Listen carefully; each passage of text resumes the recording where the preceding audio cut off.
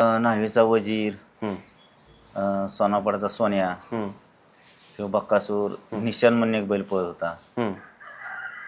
तुम्हाला पुण्याचा निशान म्हणून होता. त्याच्यानंतर आता सर्जा, परत ते विकलाला सुंदर, असे भरपूर बैल घडवलेत. बकासूर घडवला. बक्कासूर त्यांनी जे केला, पण माझ्या जसा पुशेगावपासून ताब्यात आला एक 3 वर्ष झाले. त्यावेळी पहिल्यांदा तुमच्याकडे आणला होता. हा, त्यावेळेस लहान असताना त्यावेळेस त्याला नुकती यसन घातली होती. असं त्या बैलाला केलं की त्या काळात मी तुम्हाला सांगतो बघा, चंद्रहार दादाचे मैदान बोललं थारचं, तिथे 1 नंबर केला. त्या 15 दिवसात त्या बैलानं मला 7 लाख रुपये कमवून दिलं होतं. 15 दिवसात कुणी बकासूरने? हो. बर. 15 दिवसात 7 लाख. तो तुमच्या इथं दावणीला होता का? हो. नाही, तिकडेच आड्याला बैल समजा त्याला आम्ही इकडे अड्डा असला की तर मुक्कामला येणार बैल इथनं जायचं. बर. त्या बैला मला काय ह्याच्यात म्हणजे मोठे अड्ड्याची बक्षीस सांगितलं मला. त्यानं 7 लाख रुपये कमवून दिलं होतं मला. आणि सुरुवातीला 1 नंबर राजापूरच्या गाडीवर केला. राजापूरचा बैल आणि दिसकळचा बैल त्याच्यावर 1 नंबर केला. बर. असा झोक गेला खाली माझा. झोक खाली गेल्यानंतर मी छकड्याला जवळजवळ 500 फूट असा पाय माझं वर अडकलेलं एक. आणि खाली माझं इकडं पाटाने सगळं लागलं, म्हणजे टेकायचं, बैलाच्या बी लाता बसायच्या. अच्छा. अरे बापरे. आणि माळ रानात होती, तर ती मी जवळजवळ 500-700 फूट असा उलटा ओढत नेलं मला बैलाने. बापरे. पण मी काय करायचं, खाल्ले टिकून द्यायचं ना डोकं, पाय काढून घेतला आणि केलं. ती छकडं पुढे जाऊन छकडं बी तुटलं, ती दगडा वादळ्या, आणि बैल अशी ते विहिरीच्या कडेने गेली. ते पब्लिक सगळं मागं पळत होतं, म्हणजे रेसाला आली. तसं प्रसंग लय आले तास. 20-25 वर्षाची गोष्ट असेल. बर. आणि गेलं तिथं फायनल दुसऱ्या दिवशी होता. त्या खोंडाने सुट्टाची 1 नंबर केला पुढं. बर. त्या दोन्ही खोंडाने बारीकच खोंड. अच्छा. फायनल मारली. हा, फायनल मारले. आणि त्यावेळेस त्या खोंडाची मालका आणेल आप्पाई माग आपल्या ती छकड्याच्या कांब्या माग बसायची साठी असते, त्या साठीच्या कांब्या निघून पडलेल्या, ते कांब्या गोळा करीत येत होती त्या उडलेल्या. मी बघतो मला मागं टेकायचं जागा, मी गुडघ्यात गादीवर तशीच बैल ओढून धरली. आता पब्लिकनंच खोंड आणून धरली 1 नंबर केल्यामुळं. बर. आणि सगळी माणसं म्हणते अरे आपा जा की लवकर, काय मना शेवट झाला असेल आपला, असं तसं. अच्छा. म्हणजे तुम्हाला आजूबाजूला कळलं नाही की म्हणजे आपल्याला माहित आहे पण खालनं सोडून येणारी बैल मालक, तर ती म्हणायची पळा की लवकर दे, तर ती म्हणायची काय झालं शेवट नंबर झाला. शेवट नाही म्हणले तुमच्याच खोंडाने 1 नंबर केलाय. बरं. की मनोवर आहे लगेच कळतो. समजा बैल नाराज असला तरी लगेच जाणवतं. हा, जाणवतं बाबा बैल फ्रेश नाही. कसं कळतं? कसं म्हणजे काय जाणवतं? बैला चेहऱ्यावर कळतं लगेच. बर. जे नेहमी बैल जाणार आहे त्या बैलांच्या चेहऱ्यावर लगेच कळतं. समजा आता आपण नेहमीच्या बैला पैसे, ह्या बैला पैसे, ह्या बैला लगेच सांगणार तुम्हाला. असं कधीही रातचा वेळ काय जरी समजा नाराज असला पैकी लगेच सांगणार काहीतरी फॉल्ट झाला यार. अच्छा. कसं तुम्ही ओळखता नाराज आहे? त्याच्या डोळ्यावरून चेहऱ्यावर लगेच कळतं. बर. मग आता समजा एखादा बैल तुम्ही शर्यतीला नेलाय आणि तो नाराज आहे, मग त्याची इच्छाच नाही पळायची, तर मग काय करता त्यावेळी? नमस्कार, लय भारीमध्ये आपल्या सगळ्यांचं स्वागत. मी महाराष्ट्रभरामध्ये अनेक विषयावर अनेक लोकांशी बोललो, अनेक प्रकारचे व्हिडिओ तयार केले, परंतु आज मी एक वेगळ्या माणसाकडे आलेलो आहे. आपण बघत असतो समाजामध्ये चालकाला, काही चालकांना कमी महत्व असतं, काही चालकांना वेगळं महत्व असतं, पायलटला वेगळं महत्व असतं, ऑडीज चालवणाऱ्याला वेगळं महत्व असतं. आता तर इलॉन मस्कच्या गाड्या विदाऊट पायलट, विदाऊट ड्रायव्हर आहेत अमेरिकेमध्ये, त्या गाड्या चालवल्या जातात. तर चालक ह्या व्यक्तीला आगळं वेगळं महत्व असतं. ट्रक चालक असतो, त्यालाही जेवढं महत्व दिलं जात नाही अशा प्रकारचे, म्हणजे पायलटलाही जेवढं महत्व दिलं जात नाही किंवा जेवढं ग्लॅमर नाही, अशा एका चालकासोबत मी आहे. त्यांचं नाव आहे विठ्ठल चव्हाण. तर विठ्ठलजी, तुमचं स्वागत लय भारीमध्ये. आता तुम्ही ह्यांच्याकडे पाहिल्यानंतर तुम्हाला प्रेक्षकांना नवल वाटेल की गावाकडचे साधे व्यक्ती आहे आणि याचं काय असं वेगळं महत्व आहे. तर तुम्ही जर गुगलला सर्च केलं विठ्ठल ड्रायव्हर असं नाव, तर तुम्हाला लक्षात येईल की एखाद्या आमदाराला, एखाद्या अभिनेत्याला जेवढं ग्लॅमर नाही तेवढं ग्लॅमर विठ्ठल ड्रायव्हर यांना आहे. विठ्ठल ड्रायव्हर हे जे गाडी चालवतात ते बैलगाडा चालवतात, बैलगाडा शर्यत या क्षेत्रामध्ये त्यांचं प्रचंड मोठं असं नाव आहे. पहिल्या क्रमांकाच्या गाड्या आणण्यामध्ये त्यांचा हातखंडा आहे. आणि त्याच्यामुळे, आणि इतर गाड्या ज्या असतात किंवा विमान असेल ते सगळं निर्जीव गाड्या आहेत, निर्जीव वाहनं आहेत. परंतु हे सजीव प्राणी ज्या गाड्या ओढत असतात, बैलगाड्या, त्यांना मार्गदर्शन करण्याचं, निर्जीव प्राण्यांना मार्गदर्शन करण्याचं, त्यांना प्रोत्साहन देण्याचं काम करतात आणि पहिला नंबर मिळवतात. म्हणून त्यांचं वेगळेपण आहे. आणि त्यांचा प्रचंड मोठा असा फॉलोअर्स आहे. म्हणूनच मी पहिल्यांदाच बैलगाडा शर्यतीतील एका चालकाची मुलाखत घेण्यासाठी आलेलो आहे.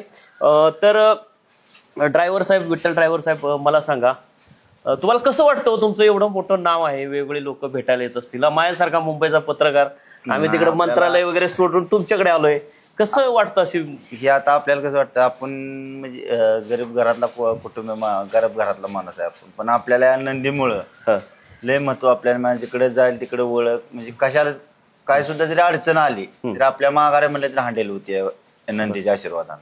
बर. तर मला आता पहिल्यांदा तुमचा प्रवास सांगा. तुम्ही पहिल्यांदा पहिली गाडी कधी चालवली होती?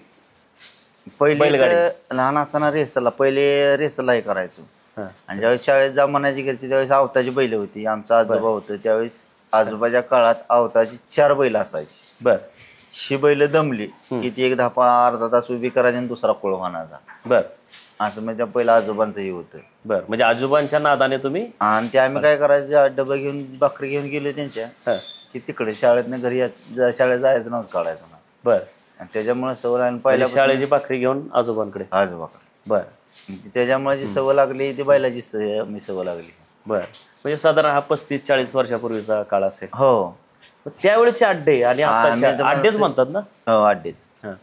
आम्ही म्हणजे त्यावेळेस कसं की आपलं हे आपलं कुठं जवळ इथं अड्डा असलं तर बघायला जायचो आम्ही एवढं टापून. अड्डा म्हणजे बैलगाडा शर्यत. मी प्रेक्षकांना सांगतो, नाही तर मुंबईच्या लोकांना अड्डा म्हणजे ते जुगाराचे अड्डे माहित आहेत. तर हे चांगले अड्डे, म्हणजे ज्याच्याबद्दल आदर आहे अशा पद्धतीने बैलगाड्या. हा, बोला. तर त्याच्यामुळे मग आपल्या इकडे जात जात परत आजोबा म्हणाला, परत घरची बैल घेतली पळायला घरच्यांनी. त्याच्यात आपले राहायला लागले काय मागं जायचं, आणि परत रेसला असं बसत बसत बसलो. आणि सुरुवातीला 1 नंबर राजापूरच्या गाडीवर केला. राजापूरचा बैल आणि दिसकळचा बैल, त्याच्यावर 1 नंबर केला. बर. मग तो म्हणजे बैल कोणाचा? तुमचा घरचा होता? घरचा नाही, बाहेरची बैल. आणि त्यावेळेस असं विहिरीव कामाला जायचं. अच्छा. मग शाळा यारीवर वगैरे? हा, शाळा ही काय नव्हती त्यावेळेस. बर. त्यातनं जात जात परत तो नाद लागला या अड्ड्याचा की तो तिकडे कमी केलं. बर. मग आता आपलं शेती बघत आपलं हे नाद पुराय. मग त्यावेळी म्हणजे ते राजापूरच्या अड्ड्यावर तुम्ही गेला होता? नाही, इकडे खाली गेलो तू, खडकी मल्लवडी म्हणून नाही, ढवळपाशी. पहिला नंबर काढला तुम्ही, बोलला? हा, राजापूरच्या गाडीवर. अच्छा, राजापूरची गाडी होती? हा, राजापूरची गाडी. म्हणजे त्यांनी संधी दिली तुम्हाला? दिली, म्हणली बस. बसून त्यावेळेस मग तिथे 1 नंबर झाला. आणि त्यावेळेस दोन्ही बैल होते ते खडकी मल्लवडी म्हणून मैदान होतं. बर. आणि त्यावेळेस दोन्ही बैल बाहेर जाणार होते, आणि त्या दोन्ही बैलांना सरळ पळून 1 नंबर कड्याने केला होता. अच्छा. हा. बर.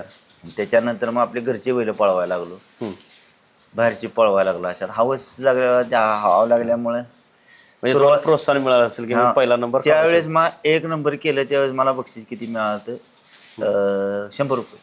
बर. म्हणजे त्या गाडीला बक्षीस असतं की ड्रायव्हरला वेगळं बक्षीस असतं? नाही, गाड्या घ्यायला असतं गाडीला. आपल्याला गाडीला समजा ड्रायव्हरला गाडीला जे मिळतं का नाही, तुमचं 10%, 15% असे देतात, 15-20% असं ड्रायव्हरला देते मालक मंडळी. मालक देते. बर. खुशीनं आपल्या गुलालात राहिला की त्यांना पैशाचे नसतं, आनंद असा हे करायचा असतो बघ, बर, नावासाठी. बर. आणि मग जे ह्या तुमच्या बैलगाडा शर्यतीमध्ये जे माथब्बर स्पर्धा आहेत, म्हणजे जशी पुशेगावची यात्रा असेल, अशा ठिकाणी तुमचं नावलौकिक कधी झालं? मी परत त्याच्यानंतर आपलं म्हणलं हळूहळू एक बैल घेतला होता, सासऱ्याकडूनच बैल आणला होता. त्यावेळेस ते बैल किती आणला होता ना, 35,000ला आणला होता. त्यावेळेस बैल चांगला पळत होता. त्या आणला, आपलं पुशेगावला गेलो, त्या गाडीनं मार खाल्ला. आणि परत आदत खोंड होती बारीक, अनिल आप्पा काटकरवाडी त्यांचा एक खोंड होता, आणि आगाशिवनगरचा महेश देवकर म्हणून त्यांचा एक खोंडा आदतच होता. तो त्या खोंडाने गट काढला म्या. गट काढल्यानंतर गट काढल्या अशा लागल्या, आधी तर म्हणजे जात नव्हतो गाडीवर बसायला, लहान खोंड असल्यामुळे. मी बी नवीन असल्यामुळे पण गेलो, त्या आप्पांच्या ह्यानं गेलो, गट काढला खोंडाने. गट काढल्यावर परत सीमेला बी जाऊन बसलो. गट काढला म्हणल्या म्हणलं बघू सीमेला काय नो गॅरंटी, खोंड बारीक असल्यामुळे. बरोबर. आणि त्यावेळेस त्या खोंडाने तिथं शिमी बी काढला. फायनल आला दुसरी दिवस सकाळचा. सकाळचा गेलो, सगळी काय म्हणा शेवट नंबर राहिला नशिबानं म्हणायची. कुठल्या अड्ड्याचं सांगताय? पुशेगावचं. अच्छा, किती सालची गोष्टी? आला सांग एवढं सांगता अंदाजे, तरी किती वर्षापूर्वी?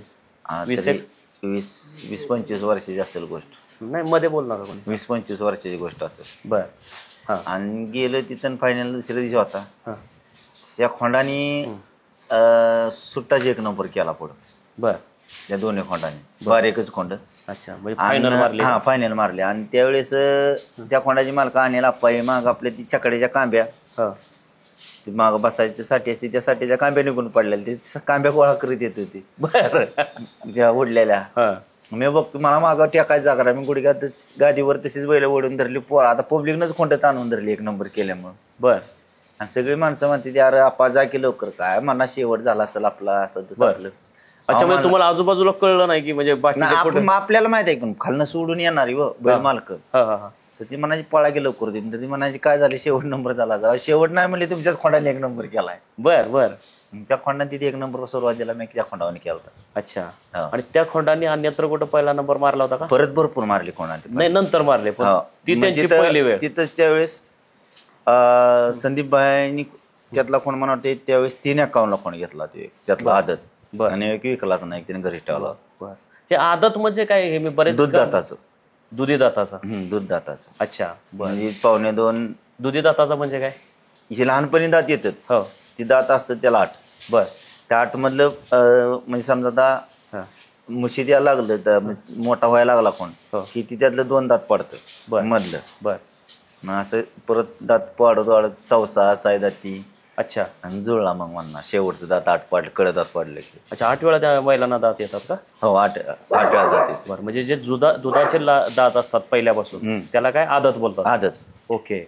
आणि जे पडून उगवलेले असतात त्यांना काय बोलतात? ते दुसा झाला म्हणा. अच्छा, दुसा तिसा चौसा. तिसा नाही दुसा केलं की चौसा होतो. संघ 2 पाडते 1-2 दिवसाची गॅप दात पाडतो. बर. अच्छा. ती मध्यंतरी जी चर्चा चालू होती की आदतचे स्पर्धा वेगळ्या घ्याव्यात आणि ह्या नाही त्या तसंच चालू होते आता.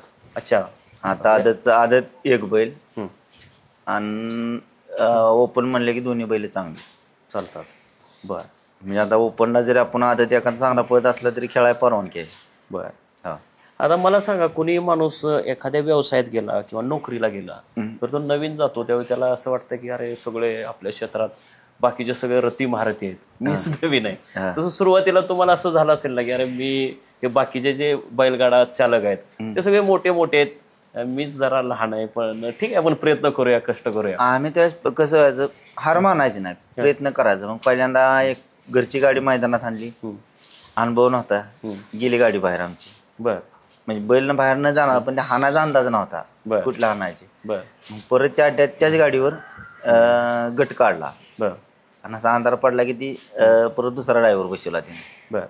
असं करत करत करत बारकी मग अशी कुठं गावात तिथं खोंड कोणाची गाडी तरी रेसला न्यायचो, पळवायचो आणि त्याच्यावर ड्रायव्हर झालो. अच्छा, म्हणजे त्याच्यात तुम्हाला म्हणजे हे काय कौशल्य आहे? जसं की आता गाडी आपण चालवतो तर बाबा स्टेअरिंग असं फिरवलं पाहिजे, क्लच असा पकडला पाहिजे, ब्रेक असा दाबला पाहिजे, हे कौशल्य आहे. तसं ह्याच्यात काय कौशल्य आहेत? ह्याच्यात कौशल्य काय, क्लच नाही याला, ब्रेक नाही, बिना रेसच्या गाड्या, बिना रेसच्या फुल स्पीडच्या, याला स्टेअरिंग नाही काय नाही. बैला फक्त जे तुम्ही करता थोडं त्याच्यावर बैल कंट्रोल होऊ शकतो, इकडे तिकडे जाणार, ते फक्त आपण आपल्या अकलन काढून घ्यायचा. बैल समजा कुठं अडकतोय बैल अडकून द्यायचा नाही. बर. एवढंच काय नाही. पण आता मला सांगा, ते समजा बैलगाड्यामध्ये एकाच वेळी 8-10 जण गाड्या सुटतात, आहे का नाही? पण त्यात नेमकी तुमचीच कशी काय पहिल्या नंबरला जाते? म्हणजे बहुतांश वेळी म्हणजे बाकीच्यांकडे कुठले कौशल्य आहेत जे तुमच्याकडे आहेत, की असं तुम्ही काय करता? म्हणजे आता कसं लहानपणापासून आपण ह्या क्षेत्रात आलोय, पण आपण तिथं आता क्षेत्रात आले पण चांगल्या गाड्या आपल्या हातात आल्या आणि मी घडवली ती बी चांगली बैल. त्याच्यामुळे त्या बैल आपण जे नेहमी आणतो, मी लय आता गाड्या हाणत नाही, पहिल्या कधी 1-2 ते गाड्या हाणतो, काय काय मैदानात हाणायची नाही आता. बर. चांगली गाडी असली घरची आपली तर हाणायची. बर. मग आपल्याला त्याचा अंदाज बैलाची खास कोड माहितून गेली असते. बर. असा कधी जाऊन बैलाला हाणत सुद्धा नाही मी. हो ना. पण बैल छकड्या पैसे नेला की मागं दिसलो तरी बैल पुढं उडी घालणार. अच्छा. हा. बर. आता मी त्या विषयाकडे येणार होतो की पूर्वीच्या काळी कसं होतं की बाबा बैलांना ते बरचा मारणं, चावणं असं केलं जायचं पळण्यासाठी, पण आता त्याच्यावर आता बंदी घातली. म्हणजे त्या ह्या कारणामुळे 7-8 वर्ष बंदी होती, म्हणजे कोर्टातून ते उठवावी लागली. 7 वर्ष मला वाटतं तुमचे असेच गेले असतील, परंतु आता बंदी उठवलेली आहे. तर त्या वेळेसारखं आता काय बरचा तुम्ही मारू शकत नाही, चावू शकत नाही. त्यावेळेस फोका होत्या. पहिले त्यावेळेस फोका हाणायची, फोकानं बैल हाणायची, त्वचा हाणायची. पण ती सगळं म्हणजे काठी बरं का, ओली काठी असते, निरगुडी नावाची वनस्पती किंवा ह्याचे कळकाचे बांबूचे वगैरे, त्याला फोक असं बोललं जातं किंवा वेत बोललं जातं कळकाच्याला. तर त्याला फोक बोललं जातं. हां. तर आता तसंच प्रकार चालत नाही. पण नाही, आता सगळं काय असेल ते थापावरच. थाप म्हणजे शाबासकीचे थाप दिल्यासारखं. हा. हां. पण तीच आता सगळ्यात नेम आता सगळ्यात चांगला चाललाय तेच. बैलांचे जनावरांचे हाल नाही, मारहाण नाही, काय नाही, व्यवस्थित सगळं चाललंय आता. बर. आता हे बैल आहे, तो एक प्राणीच आहे, जीव आहे का नाही, त्यालाही भावना आहेत. भले ते बोलत नाहीत, परंतु त्यांची भाषा तुम्हाला कळत असेल ना. तुमची कशी अटक, आता तुम्ही 40 वर्ष भाषा पण नाही म्हणजे तो खुश आहे, रुसलेला आहे, चिडलेला आहे, हे तुम्हाला कळत असेल ना. मैदानात गेला की मनोवर आहे लगेच कळतो. समजा बैल नाराज असला तरी लगेच जाणवतं. हा, जाणवतो बाबा बैल फ्रेश नाही. कसं कळतं, कसं म्हणजे काय जाणवतं? बैला चेहऱ्यावर कळतं लगेच. बर. जे नेहमी बैल जाणार आहेत त्या बैलांच्या चेहऱ्यावर लगेच कळतं. समजा आता आपण नेहमीच्या बैला पुशा, ह्या बैला पुशा, ह्या बैला लगेच सांगणार तुम्हाला. तर असं कधीही रातचा वेळा काय जरी समजा नाराज असला पैकी लगेच सांगणार काहीतरी फॉल्ट झाला यार. अच्छा, कसं तुम्ही ओळखता नाराज आहे? त्याच्या डोळ्यावरून चेहऱ्यावर लगेच कळतं. बर. मग आता समजा एखादा बैल तुम्ही शर्यतीला नेलाय आणि तो नाराज आहे, मग त्याची इच्छाच नाही पळायची, तर मग काय करता त्यावेळी? आता कसं आहे, आता जर आपण समजा गेलो तर एखाद्या अड्ड्याला समजत नाही म्हणा येत नाही तिथे, ती जर आपण समजा एखाद्याला म्हणलो की बाबा आता बैल पळवायची इच्छा बैल वाटते, तर काय काय लोक म्हणणार आम्ही पैशासाठी असं करताय का, आम्ही अचानक त्यांना मालक मंडळी त्यांना अचानक पायरा मिळवू शकत नाही दुसरा. त्याच्यामुळे तसाच पळवायला लागतो. मग ते जसं लहान मुलाचा आपण रुसवा काढतो तसं तुम्ही काहीतरी करत असाल ना त्या बैलाला? काय आता त्याला काय शेवटी मग समजा त्या बैलावर गाडी बांधा, काय करा, असं म्हणजे दोर त्यावर टाकून असं काहीतरी सहकार्य करून एकामेकाला घ्यायला लागतं. म्हणजे त्याला आपलं तयार करायचं, बाबा नाही आपल्याला पळायचंच आहे, फ्रेश हो म्हणायचं माझा. थोडस खा, तुला खायला घालतो. खायला नाही घाल, आड्या दिवशी बैला खायला घालून. त्या दिवशी काहीच हे नाही आड्यात खायला 1-2-3 वाढ व असं मग थोडे टाकतात. लय टाकले की त्यांना श्वास वाटत नाही ना. अच्छा, म्हणजे जसं आपण खाल्ल्यानंतर आपल्याला सुस्ती येते तसं त्यांना येत असेल. हो. काय काय बैल असे आहेत की मैदानावर गेल्या पाणी पिणार नाही ती, खाणार नाही ती, बसणार नाही ती, घरी आल्यावर. बरं. आता बैलगाडा शर्यतीमध्ये जे हिरो आहेत, जसे बकासूर आहे, तर असे तुम्ही कुठल्या कुठल्या बैलांना हिरो बनवलं, किंवा हे जे आता जे हिरो आहेत त्यांच्यासोबत तुम्ही कधी कुठले कुठले त्यांना नंबर काढून दिले, त्या जरा काही आठवणी सांगा ना. 5-6 हिरोंच्या. बकासूर हा एक हिरो झाला, आणखी कुठले कुठले हिरो आहेत आणि त्यांच्यासोबतच्या तुमच्या आठवणी? न्हावीचा वजीर, सोनापडाचा सोन्या, किंवा बक्कासूर, निशान म्हणून एक बैल पळत होता, तुम्हाला पुण्याचा निशान म्हणून होता. त्याच्यानंतर आता सर्जा, परत ते विकलाला सुंदर, असे भरपूर बैल घडवलेत. बकासूर कोणी घडवला? बक्कासूर त्यांनी जे केला, पण माझ्या जसा पुशेगावपासून ताब्यात आला एक 3 वर्ष झाले. त्यावेळी पहिल्यांदा तुमच्याकडे आणला होता? हा, त्यावेळेस लहान असताना त्यावेळेस त्याला नुकती यसन घातली होती. तर त्यावेळेस त्यानं सोनापडच्या सोन्यानं त्यानं एक केलं. तिथनं जे केलं म्हणजे पहिला नंबर पुशेगावमध्ये. आणि तिथनं ती गाडी तुम्ही चालवली होती का? हो. आणि तिथनं जे परत नंबराचे गेला बैल त्या अजून नंबरातच पडतो. अच्छा, म्हणजे हे पुशेगाव. अच्छा, मला हे सांगा की ह्या ज्या मानाच्या ज्या शर्यती आहेत, ज्या टॉप शर्यत, ह्या अशा कुठल्या कुठल्या आहेत? सर्वात पहिल्या क्रमांकाची म्हणजे देशातल्या, आपण देशातली चर्चा करू आता. आपल्या इथं सगळ्यात 1 नंबर पुशेगाव, कोरेगाव, परत कराड भागात तिकडं बरेच आहेत, अशी मैदान भरपूर आहेत मोठी.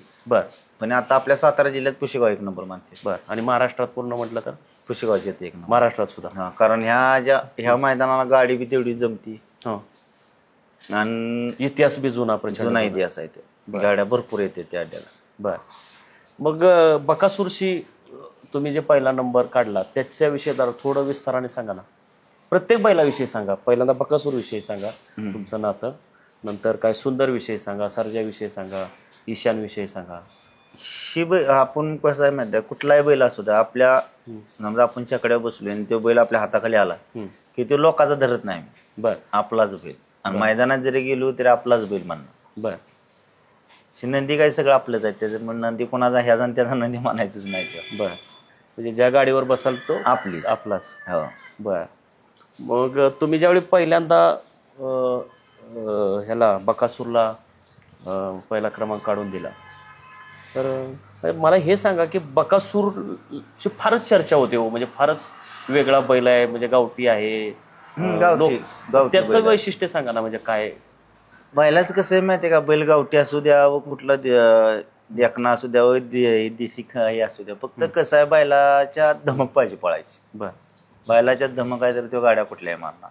बर आणि कुठली तरी एक साईड का होईना पब्लिक पाहिजे साईड, बर त्याच्यामुळं त्या बैलाला मार्केट येतं. बर नाही तर दोन्ही साईड आतनं जरी असला तरी आतनं तिने गाडी ओढून लावली पाहिजे, बर तर मग त्या बैलाला मार्केट. बर अच्छा. आता हे जिथं बकासूर असतो तो शक्यतो पहिलाच नंबर मारतो. हो, पहिलाच मारतो. म्हणजे कशामुळे त्याची एवढी ताकद आहे, काय वाटतंय तो? ताकद आहे. बैल तो मी पूर्ण 1 वर्ष बैल पळावला. मी 1 वर्षात त्या बैला म्हणजे असं त्या बैला केलं की त्या काळात मी तुम्हाला सांगतो बघा, चंद्रहार दादाचे मैदान बोललं थारचं, तिथे 1 नंबर केला. त्या 15 दिवसात त्या बैलानं मला 7 लाख रुपये कमवून दिले होते. 15 दिवसात? 15 दिवसात. कुणी बकासूरने? हो, बर. 15 दिवसात 7 लाख. तो तुमच्या इथं दावणीला होता का? हो, नाही तिकडेच तिकडे आड्याला बैल समजा त्याला आम्ही इकडे अड्डा असला की मुक्कामला येणार बैल इथनं जायचं. बर. त्या बैलांना मला काय ह्याच्यात म्हणजे मोठे अड्ड्याची बक्षीस सांगितलं तुम्हाला, त्यानं 7 लाख रुपये कमवून दिलं होतं मला. बर. अच्छा. त्या बैला आपण म्हणजे कुठल्याच कधी नाराज होत नाही. बर. कसं आहे, त्या महादेवा नंदी त्या नंदीच्या आशीर्वादानं आपलं चांगलं झालंय, जनतेच्या आशीर्वादानं चांगलं झालं, असंच आपलं चांगलं होत जाणार. बरोबर. आता हेच तुम्ही बकासूरचं सांगितलं, आणखी दुसऱ्या बैलांच्या काय आठवणी? न्हावीचा वजीर एक, हां, त्याची काय आठवण आहे? त्याची म्हणजे आता त्यावेळेस युट्यूबही नव्हतं, नाही तर त्या बैलासारखी आठवण म्हणजे त्याचं कोणी रेकॉर्ड तोडा नाही त्या एक बैलाचं. अच्छा, किती साली होतं म्हणजे आहे का हयात आता? आता बंदीत तो बैल पळत होता, बंदीच्या टायमिंगला. तर तुम्हाला म्हणजे कोरोना काळात? नाही कोरोना शर्यती बंदी आल्या का त्या अच्छा, 7 वर्षाच्या काळात. तर तो बैल तुम्हाला सांगतो त्या पिरियडला असा जर सरळ पळून शक्यतो गाडी त्याची मार खायची, म्हणजे मुंबईत त्याच्यात. बर. शर्यतीला. बर. आणि तो जर असा पळून दुसरी गाडी खालनं किती लांब जाऊ द्या, जर असा जो डुलला त्याच्यात असा जर इकडं आला, किती पुढे अंतर असलं की बैल निकाला जाऊन दोरात वाढणारच. बर. त्या बैलाची किती खासियत होती वजीरची. वजीर म्हणजे सरळ लागला म्हणलं वजीर की कोणी ते खोकायचं नाही मारेल म्हणून. अच्छा. एक तयाडा बैल. बर. म्हणजे त्यावेळी जर कोर्टाची बंदी नसते तर तो आताच सारखा फेमस. त्यावेळेस जर युट्यूब असतं तर लय बैल ते फेमस झाला असतं. अच्छा. हो. बर. दुसरा मग सर्जाचे मालक म्हणजे ते निंबाळकरच ना? हो, रणजित सर. ते दुर्दैवी तुम्ही फार म्हणजे ते मित्र होता चांगले, पण त्यांची जे दुर्दैवी आठवण येते का कधी त्यांचे? आठवण सारखी ती आठवण. आता त्यांचं प्रसंग तर आठवणच जायचं सगळं. आता ते माणूस असता तरी एकच नंबर चालला असतं, अजून बैलगाडी क्षेत्राला चांगलं वळण लागलं असतं. अच्छा. हो. बर बर. निंबाळकरांविषयी काय आठवणी सांगा ना जुन्या? निंबाळकरांविषयी काही सांगायला एवढ्या कमीच आहे. तो म्हणजे खरंच माणसाला देव एक ह्या देवाला जा त्या देवाला जा, मला ते देव इथंच भेटला होता. अच्छा. हो. बर. आणि त्या माणसाचं नाव कायम मी जोपर्यंत आहे तोपर्यंत त्या माणसाचं नाव इजून नाही देणार. बर. मला गट ना निघू द्या बर. तरी सुद्धा त्या माणसाच्या नावानं पावती माझी त्याच नावानं पडणार. बर. अच्छा. आपल्याला देव, कारण देव चालला होता आपल्याला. ते त्यांच्या पत्नीने जो बैल नेला ते पतीची आठवण म्हणून नेलं की म्हणजे असं काय तुमच्यात मतभेद वगैरे असं काय नाही? नाही काय. फडके साहेबांविषयीची काय आठवण सांगाल? मला वाटतं त्यांनी तुम्हाला पहिली संधी दिली ना? नाही, सुरुवातीला मी पहिल्यांदा ज्यावेळेस मुंबईला गाडी आणायला जात होतो त्यावेळेस ह्यांच्याकडे गेलो सुरुवातीला. म्हणजे तेव्हा आपल्याला मुंबईचा एवढा अनुभव बी नव्हता. मी पहिल्यांदा गेलो संतोष भगतकडे. तिथनं गेलो आणि तिथनं माघारी आलो परत. त्याच्यानंतर मी गौरव भोईर पालेकरचं ग्रामसेवक आहे त्यांच्या तिकडे गेलो गाडी आणायला. मग त्यावेळेस असं व्हायचं की मला मुंबईला जायचं कळायचं नाही आणि याचं कळायचं नाही. मग तिथनं गाडीला बसवून दे साताऱ्यात उतर म्हणून. आणि मग त्यांच्याकडे गेल्यानंतर त्यांची बारकी खुंट होती. मग तिथं शर्ती चांगल्या केल्या, अशा 1 नंबर शर्ती करायला लागलो. मग ती मला गौरव दादा मुंबईतनं इथं सोडायच आणि इथनं जर शर्यत असली की इथनं मला मुंबईला न्यायचं त्यांची गाडी घेऊन येऊन. तिथं मग मग त्याच्यानंतर मग फडके शेटकडेच गेलो. खानवलकर. म्हणजे आता जी चांगली बैलवाली ती सगळ्यांच्याकडे मी फिरून आला ना, आपल्याची सगळी खुल्या मनानं बोलते आहेत आणि हक्कानं त्यांच्या घरी जाऊन मी काय बी घेतो, पण आपल्याला कधीच मागं सर म्हणत नाही. सर्जाविषयी तुमची काय आठवण आहे? सर्जा काय देवच आहे माझ्यासाठी. मी तेव्हा सरांच्यासाठी हो बैल म्हातारा झाला तरी माघारी आणणार. अच्छा. हो. तुम्हाला वाटतं एक दिवस येईल दावणीला? नाही पूर्ण म्हातारा झाला तरी मी त्याला दावणीला आणणार. बर. अच्छा. हा. मग त्यानं कोणीकडे कुठल्याही ह्याच्यात असू द्या मी त्याला आणणार माघारी म्हाताराला. बर. दुसरे तुम्ही काहीतरी ईशान एक उल्लेख केला. ईशान नाव. निशान. निशान त्या असा बैल 5 गाड्यात ते 8 गाड्यात असं सरळ पळून ते बैल तासाला लागायचा. बर. पण मुंबईला वजीरण तो गेला की कोणी म्हणायचं नाही त्यांना मारेल म्हणून. गाडी ताणूनच मारायची. साधून तिथून गाडी पुढच्या 100 फुटात 50 फुटात गाडी लागायची पुढे जायची तोडायला. आता मुंबईला कसं असतो द्वारा मांडलेला असतो. मी सर फडके शेट पैसे 13-14 वर्ष काढले. 13-14 वर्ष होता का तुम्ही? बर. तुम्ही नावारूपाला कधी आला साधारण त्याच काळात का? त्या काळातच. बर. म्हणजे आपण फक्त कसं केले कोणाच्या पोटावर पाय द्यायचा नाही. आपल्या मनानं आलं तर ठीक, नाही तर कोणाच्या माग लागून कधी गाडी आणा नाही, ह्याच्या चाड्या लावते चाड्या लावत तसलं कधी करा नाही. तो जे या क्षेत्रात करल त्याला लवकरच अक्कल घडती. अच्छा. अद्दल घडती, अक्कल घडती. म्हणजे कसं भस्मराजाचे पाप त्याच्या बसते करून. बरं. मला आता किती जण अशी भरपूर लोक मला आमची गाडी आहे आमची गाडी, मी म्हणतो ना मग गाडी आणायची कमी केले. बर. तसं दुसऱ्याच्या साजाची आपण पोटावर पाय द्यायचा नाही. तुझं चाललंय रोजीरोटी तुला मिळते तुझा तू खा. बर. अच्छा. तुम्ही आता ह्या क्षेत्रातले म्हणजे एक अनुभवी व्यक्ती झालेला, नवीन तरुण पोरं कोणी असे तुम्हाला म्हणत असतील ना की विठ्ठलला आम्हाला एक शिकवा, तर तुम्ही त्या गुरुच्या भूमिकेत 2 पोरं तयार केलीत मी. बर. मुश्रीफ केलाय, एक आमचा सनी म्हणून तो एक तयार केलाय. बर. परत तुम्हाला त्याचा माळेगावचा छोट्या आमच्या समाजाचा आहे पोरगा. ते चांगली गाडी म्हणजे चांगली गाडी आणतात पोरं आता. बर. पण जे पहिला काळ जे होतात त्यातल्या ह्यातला एक बी न टिकणारा पोरगा. त्यावेळेस पैसे असं चांगल्या गाडी तुम्हाला बसवत नव्हते आपल्याला. बर. बाहेर जाणाऱ्या गाडी बसवायची. बर. तसंच पहिले सुरेश पहिलवान, जगू ड्रायव्हर, भिक्या मामा, परत बबन ड्रायव्हर खटावचं, असे चांगले मेन ड्रायव्हर. बर. त्यावेळेस त्यांच्या आम्ही मागं फिरायचं कशी आणते ती गाड्या काय. त्यावेळेस ती हुकमी ड्रायव्हर मोठी. अच्छा. कोण कोण परत नावं सांगा. बबन ड्रायव्हर, सुरेश पहिलवान कुठले? वर्धनगड, बिक्कू मामा खटावचे. बर. बबन ड्रायव्हर बी खटावचेच. बर. जगू ड्रायव्हर विसापूर. बर. नाना माळे वाक्यशेर, अशी म्हणजे ठराविक ड्रायव्हर जी होती भरपूर. परत काल्याचं संभाबा. बर. ही अशी ड्रायव्हर होती. ही गाड्या कशी ठराविक हाणायची पण त्यावेळेस अशी काठी चालायची. तर काठी जर सुरेश पहिलवान ह्याने हाणली अशी तर तुम्हाला 1 नंबर फाटीला गाडी पळत असते तर 5 नंबर फाटीला तुम्हाला दांड काय. बर. मग त्यावेळेस त्या माणसाने जिटीत हाणायची गाडी त्यावेळेस. बर. आणि आता हे त्यावेळेस कसं होतं की मैदान 11-12 चालू होतं गाड्या कमी होत्या, आता गाड्या भरपूर होत्या. अच्छा. हो. बर. आता आपण शेवटचे 1-2 प्रश्न विचारूया. तर मला सांगा की ह्याच्यात धोके सुद्धा खूप आहेत. म्हणजे बऱ्याचदा आम्ही बघतो ते गाडी चालवताना गाडीचं चाकच निघून जातं किंवा ड्रायव्हर पडतो. तुमच्या अशा घटना घडलेत का कधी? घडलेत, भरपूर घडलेत. तुमच्या? हो घडलेत. ते गाडी अंगावरून जाते वगैरे असं बरेच गाडीत बी गावलोय काय ना. आता आपल्याकडे पडलं तर शक्यतो लागालागी होती. आता मुंबई सारख्या त्या भाताच्या रानात जर पडलो तर अंगाला कातड राहत नाही, भाजी लगत निघतं. अरे बापरे.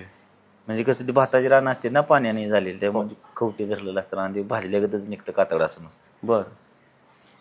असं लय प्रसंग झालेत की क्या अडकून गाडी खाली काय वेळेला असं. मी तर एका रिसलला गेलतो असाच. कुठल्या गावात?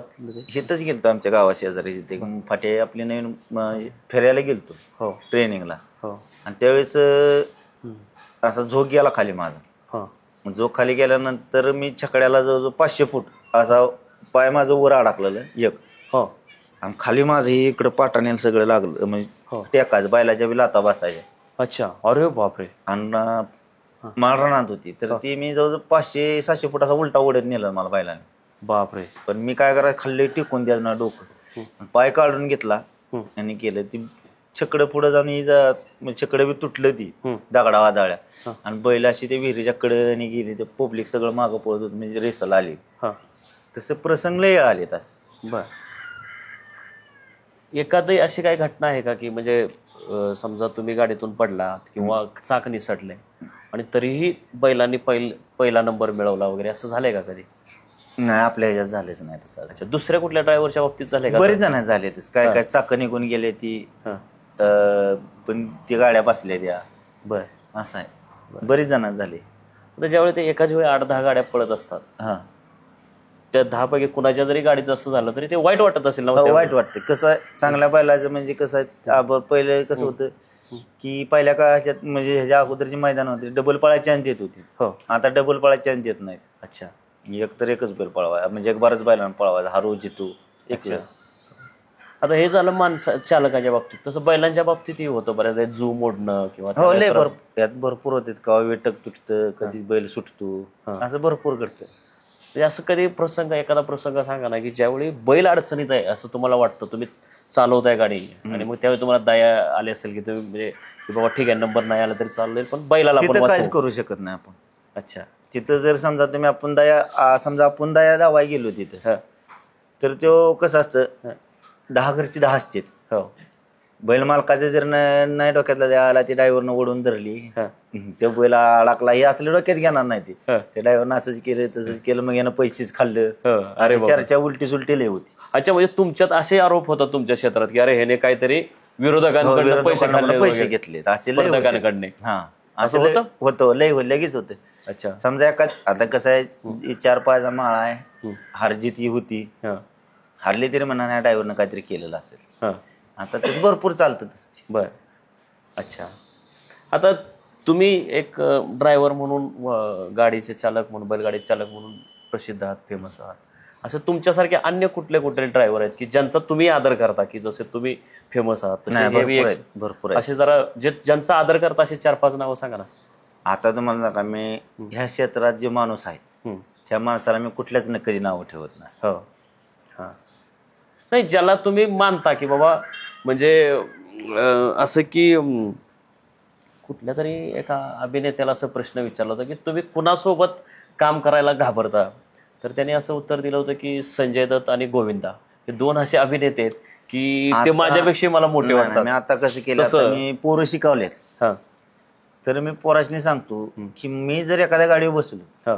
तर ती म्हणाय ना इकडं आहे, तुमची गाडी बसवायचा प्रयत्न तुम्ही करायचा आणि ते झालाच पाहिजे. बर.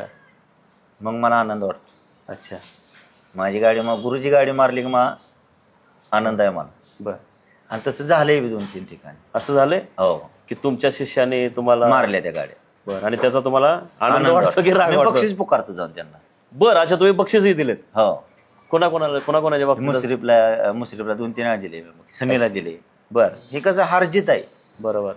तुझी माझी दोस्ती की तुझं माझं काय असेल ती घरी छकड्यातनं खाली होताला, छकड्याला बसलास की विषय ते डोक्यात घ्यायचा नाही. एकच ध्यानात ठेवायचं की कधी मी पुढे रोजीरोटीला जाईल, न्याय द्यायचा, हा. नंदीला न्याय द्यायचा. नंदीला नाही. याला काय, आपल्याला काय 4 माणसं तुम्ही हारला जितला तरी बाकीची नावं ठेवायचं असते, पण असे नावं ठेवून घ्यायचं ना, गालगोट लावून घ्यायचा ना, तर तू ड्रायव्हर आहे.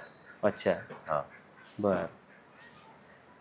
तर सर मला आता सांगा, आता आपण शेवटचाच प्रश्न विचारूया की पुढं म्हणजे ह्या क्षेत्रामध्ये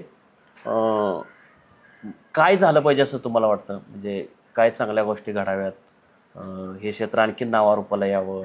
बहुजन वर्गामध्ये हे प्रसिद्ध आहे, परंतु अभिजन वर्गामध्येही प्रसिद्ध व्हावं. जसं त्या महालक्ष्मी, मुंबईला महालक्ष्मी ग्राउंडवर घोड्यांच्या शर्यती फेमस आहे, ज्या पिक्चरमध्ये दाखवल्या जातात, तसं ह्यालाही त्या लोकांमध्ये म्हणजे अगदी अंबानी असतील, टाटा असतील, अशा लोकांनी इकडे बघितलं पाहिजे. मुख्यमंत्री सारख्या लोकांनी बघितलं सगळे पाहिजे. बघतात. आता कसं आहे, तर नावासाठी एक नाही, आता तसं म्हणायला तर नावासाठी लोक भरपूर जातात यात. बर. तर काय नाही ना, आता काय कसं असतं, आता समजा एखाद्या मोठ्या माणसाने बैल घेतला, सांभाळा आपल्याकडे ठेवला, ते म्हणते आम्हाला बक्षीस देऊ नकोस, फक्त नाव आमचं. बर. बक्षीस जे सांभाळणार असतं त्याला देतात. हा. बर. समजा आता दोघात 1 लाख रुपये बक्षीस आहे, मग ड्रायव्हरचं काढायचं. बरोबर. ड्रायव्हरचं कधी 15 काढले, 20% काढले, बरोबर. मग राहिलेलं किती 40,000 आहे, ते मी दोघात निम असं करून मी वाटून घेते ते आपापलं. बरं. म्हणजे ते आपापली पोरं बघायचे. बरोबर. बैल मालक बी देतात काय खुशीने. अच्छा. हा. पूर्वी बैलांचा उपयोग हा शेतातल्या कामासाठी व्हायचा. आता ते तर ट्रॅक्टर आले, आता ट्रॅक्टर आले, आता कवचित आताचे नवीन ड्रायव्हर आहे, त्यांना एकाला बी कुळ बी हाणायचा नाही आणि बैलगाडी बी चालवायची नाही. बरोबर. हो. तर आता ह्या बैलगाडीमुळे हे जे बैल ही जात आहे, विशेषतः खिलार जात आहे, हे आपल्याच या भागात जे औंधचे राजा होते, म्हणजे अनेकांना तो इतिहास माहीत नसेल की औंधचा जे राजा होते पंतप्रतिनिधी, त्यांनी ही जात, ही ब्रीड कर्नाटकातून इथं आणलं होतं आणि इथं संकर करून ही खिलार नावाची जात जन्माला घातली आणि प्रचंड अवकळ धावपळ करणारी ही जात आहे. तर ही जी जात आहे खिलार, तर हे टिकण्यासाठी, तिची वाढ होण्यासाठी ह्या बैलगाडा शर्यतीचा कितपत फायदा होईल? कारण ते मध्यंतरी भरपूर आता कसं आहे माहिती आहे का तुम्हाला सांगतो, आता मध्ये शर्ती बंद झाल्या होत्या. हो माणसाने गाया बिया पाक विकून टाकल्या, काय ना ठेवून उपयोग नाही. हो बरं कसं आहे, त्या गायला दूध एवढं तुम्ही डेअरीला हो रतीचा रती बी चारूच तो काय पुरत नाही तुम्हाला. रती गायला दूध किती असतं, 1.5, 2, 2.5 लिटर येतले देशी गायला. बरोबर ती बी फुल जपली तर तुम्ही. बरोबर आणि समजा आता कालवड झाली कशी, म्हणजे मादी झाली कशी कालवड देऊन टाकते कोणाला बी काय काय लोक. बरोबर आणि खोंडाशनी त्यावेळेस कसं विचारत नव्हतं पण, त्यामुळे माणसाची ही करत नव्हती. आणि जसे शर्ती चालू झाल्या तसं या बैलांचं खोंडांचं खोंड झालाय कसं, आता समजा कसलाही खोंड झाला तरी 20-30-40 हजाराच्या तर खोंड जात ना. गोरगरिबात चांगलं होते ना त्याच्यामुळे. बरोबर. आता हे हॉटेलवाले व्यवसाय आहे, ती लोक हॉटेल म्हणा आपलं काय बी कोण गुलाल काय येतं, 100चा गुलाल तो 500 रुपयाला ऐकते. बर, म्हणजे त्याचा आपला ते दिवसाचा रोजीरोटीचा प्रश्न मिटवतोय ना. हो, म्हणजे असे भरपूर लोक झालेत की त्या शर्ती पाय भरपूर जणांचं म्हणजे कुटुंब चालतात. बर. तर आणखी तुम्हाला काय सांगायचं आहे? नाहीतर आपण मुलाखत गुंडाळू. त्या अगोदर तुम्हाला स्वतःहून काय प्रेक्षकांना सांगायचं? काय नाही, मला जनतेला एवढं सांगायचं आहे की असाच आशीर्वाद पाठीशी राहू द्या, त्यांच्यासाठी कधी खंबीर उभा राहणार. धन्यवाद विठ्ठल नाना, तुम्ही फार मनमोकळेपणाने आमच्या लय भारी सोबत गप्पा मारल्या. सगळ्या विषयांवर तुम्ही मनमोकळेपणाने बोलला. काही भावनिक विषय होते, तिथं काही प्रश्न विचारल्यानंतर तुम्ही थोडं इमोशनल झाला, तिथं काही बोललात नाही तुम्ही, ठीक आहे. परंतु या क्षेत्रामधले तुम्ही एक आघाडीचे चालक आहात, भीष्म पितामह आहात तुम्ही. आणि आणखी तुम्ही पुढे जावं, तुमच्या माध्यमातून या बैलगाडा शर्यतीला आणखी मोठं ग्लॅमर मिळावं, ह्या जनावरांना, मुख्या प्राण्यांनाही चांगलं त्यांचं नाव लौकिक व्हावा, त्यांचा विकास व्हावा, अशा मी शुभेच्छा तुम्हाला देतो आणि मुलाखत थांबवतो. धन्यवाद. अशाच आणखी महत्त्वाच्या घडामोडींसाठी लयभारीच्या यूट्यूब आणि फेसबुक पेजला लाईक, शेअर आणि सबस्क्राईब करा.